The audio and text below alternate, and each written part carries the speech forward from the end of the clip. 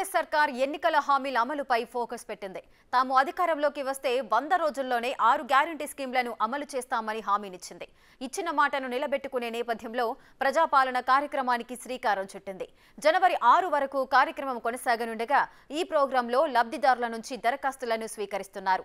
ఇందుకుగాను ప్రత్యేక కౌంటర్లను ఏర్పాటు చేసింది సర్కార్. మెదక్లోనూ ఈ కార్యక్రమానికి విశేష స్పందన లభిస్తోంది. మరింత సమాచారం మా ప్రతినిధి దుర్గారెడ్డి అందిస్తారు. జిల్లాలో ప్రజాపాలన కోసం మనం టేక్మాల్ మండలం విలేజ్కి రావడం జరిగింది. ఇక్కడ దాదాపు లబ్ధిదారులంతా కూడా దరఖాస్తు చేసుకుంటున్నారు. వాళ్ళని అడిగి తెలుసుకునే ప్రయత్నం చేద్దాం. అమ్మ, మీరు దేనికి దరఖాస్తు చేసుకుంటున్నారు? అసలు మీ పేరేంటమ్మా? లాలమ్మ, హేలంపల్లి లాలమ్మ. ఏం చేసుకున్న దరఖాస్తు? ఇల్లుకు ఇది వరకు ఇప్పుడు దరఖాస్తు చేసుకున్నాం అమ్మ? నువ్వు ఇదే ఫస్ట్ టైం? ఇప్పుడే ఫస్ట్ టైం సార్.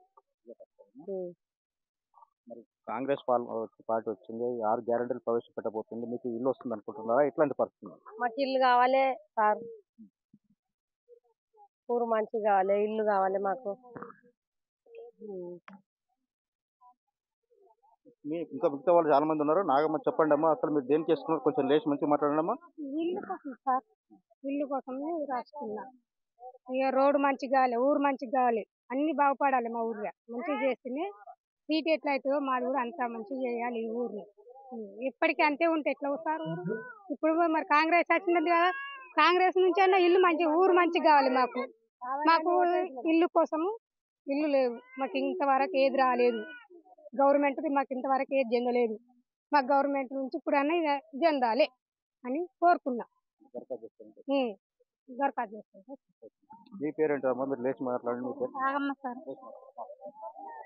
మాకు ఇంతవరకు ఏది రాలేదు సార్. ఈ పల్లెకు మాకు లంబడి తండ ఎట్లున్నా, ఈ లంబడి తండలోనే నయం కానీ మా పల్లె అంత అధ్వానం ఉంది. మేము ఈ ఇళ్ళ గురించి దరఖాస్తు ఇస్తున్నాము. మళ్ళా మహిళా మండలం నుంచి మాకు కూడా ఏదైనా చేయాలి సార్.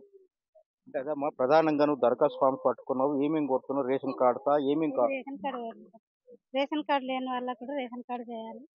దరఖాస్తు నుంచి మేము పింఛన్లు కూడా చేయాలి సార్. మా ఇంటికి పింఛన్ లేదు, ఇంతవరకు పింఛన్ లేదు. పింఛన్ కూడా చేయాలి. ఇంటికి ఒకరికని చెప్పారు, పింఛన్లు లేవు. మరి ఇప్పుడు ఇంటికి ఒకటన్నా చేస్తారా లేదా సార్? ఇంటికి ఒకటి చేయాలి పింఛన్. మీరు అట్లానే మేము ఇక్కడ మేము కాంగ్రెస్ గెలిపిస్తున్నాం. మేము ఆ కొద్దిగా ఇందిరమ్మనే కోరుకుంటున్నాం. మాకు ఏది లేదు. ఇప్పుడన్నా ఇప్పుడు చేయాలి మాకు. మీ పేరేంటమ్మా? ఒక్కసారి మీరు చూపించండి. అసలు దేని దరఖాస్తు చేసుకుంటున్నారు? సుజాత గారు మాట్లాడండి. ఇల్లు గురించి చేస్తుంది సార్. ఇల్లుకి చేస్తున్నా. ఇప్పుడు డబుల్ బెడ్రూమ్ ఇంతవరకు దాకా ఎవ్వి రాలేవు. ఇప్పుడే కావాలి మాకు ఇల్లు. గతంలో బీఆర్ఎస్ పార్టీ డబుల్ బెడ్రూమ్ కట్టించింది. ఆమె గ్రామంలో దరఖాస్తు చేసుకున్నాం. ఎప్పుడు చేసుకోలేదు సార్. ఎప్పుడు ఎవ్వి రాలేదు మా ఊరికి. రోడ్ కూడా మంచిగా రోడ్ ఎట్లుంది సార్?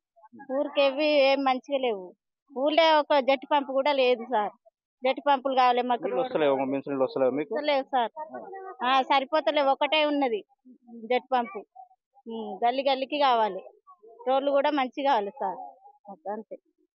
చాలా మంది కూడా ఇక్కడ లబ్ధిదారులు రావడం జరిగింది. చూస్తున్నాం మనం అంతా కూడా. దాదాపు ఇక్కడ ఏర్పాటు చేసింది వైద్య శాఖ మంత్రి దామోదర రాజనరసింహ కోసం అంతా వెయిట్ చేస్తున్నారు.